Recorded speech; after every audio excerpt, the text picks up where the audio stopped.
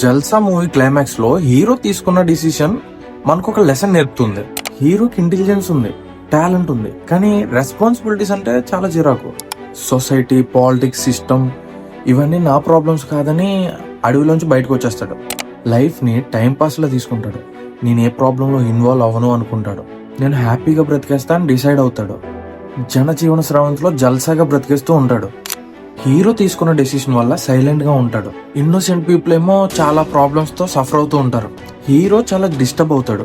నేను వదిలేసిన ప్రాబ్లమ్స్ లోకి మళ్ళీ వెళ్ళాలా అని ఆలోచిస్తాడు. అప్పుడు హీరో రియలైజ్ అవుతాడు, రెస్పాన్సిబిలిటీస్ నుండి పారిపోతే మనకి పీస్ రాదు అని. ఫైనల్లీ స్టాండ్ తీసుకున్నాడు. సిస్టమ్ కి అగైనిస్ట్ గా ఫైట్ చేస్తున్నాడు. కంఫర్ట్ ను వదిలేసి బ్యూటీ చూస్ చేసుకున్నాడు. ఫైనల్ గా జల్సా చెప్పే లెసన్ ఏంటంటే, ప్రాబ్లమ్స్ ని అవాయిడ్ చేస్తే అవి క్లియర్ అవ్వవు, ప్రాబ్లమ్స్ ని ఫేస్ చేసినప్పుడే అవి క్లియర్ అవుతాయని.